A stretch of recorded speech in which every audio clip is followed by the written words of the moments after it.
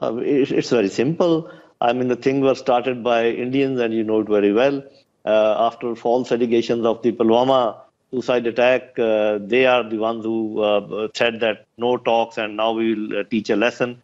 And you know that yesterday their planes they crossed the airspace and went back without doing anything because we scrambled in time and they were pushed back.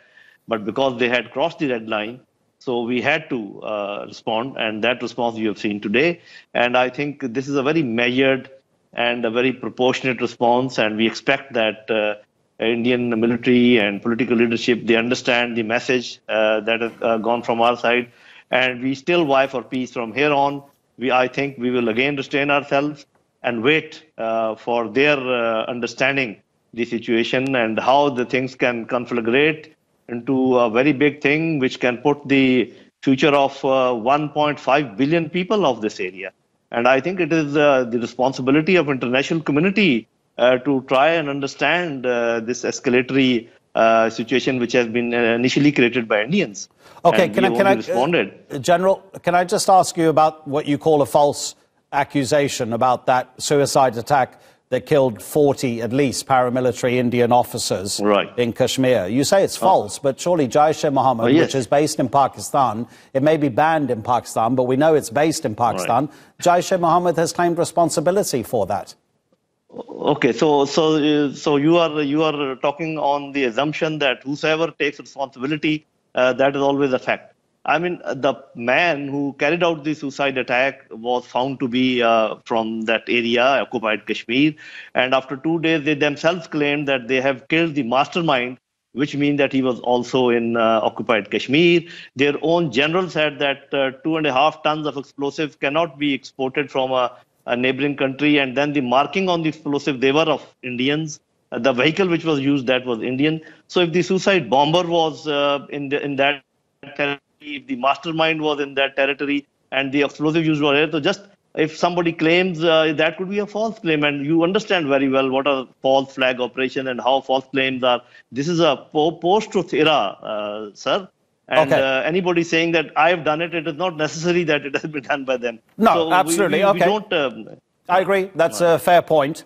What about the statement from Pakistan that says the target was a non-military target, that Pakistan shooting across the line of control with its jets? What would a non-military target be? I think that there's some ambiguity in that. Actually, the statement wanted, and I think they will correct it very soon.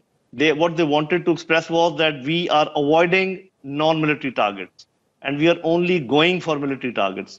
I think there is some problem as far as this statement is concerned, and it will be corrected very soon. What they are saying is that we are avoiding civilian targets, and so that there is no collateral damage, and we will only hit. We have tried our best only to hit the military targets. Naturally, jet planes are military targets.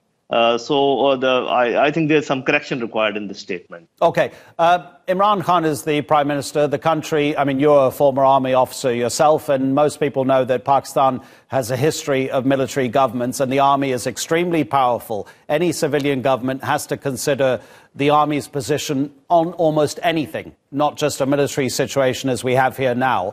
How much would Imran Khan be calling the shots? How much would the military be telling him that this is what needs to be done?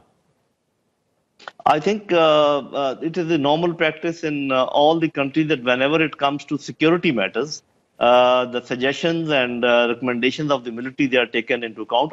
You are right once you said that military has this history, Pakistan military has this history of interfering in politics and having a lot of say, but the things are changing.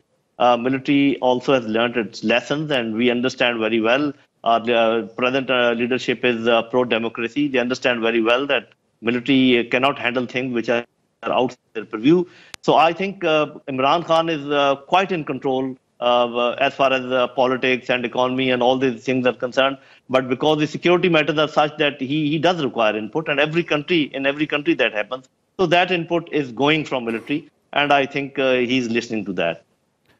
Do you think that there's a realistic possibility of further escalation, possibly some sort of limited conflict if it's not an all-out war?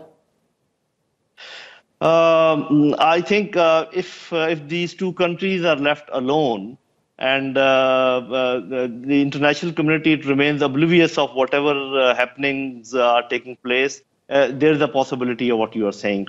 But very soon, I think already our Foreign Office is appealing to our friends and also to the international community at large that this situation needs to be arrested. There was a thing done by them. Tit for tat has been done. And from now onward, we are again restraining. So it all depends on that. And also, I think how much the military and political leadership of India, they understand that Pakistan cannot be bullied. If they think there are certain problems, we are ready to talk. We can come on table. If they don't want to talk to us directly, they can take services of any third country. We are ready for that. But if they try to bully us, they will get a very strong response each and every time.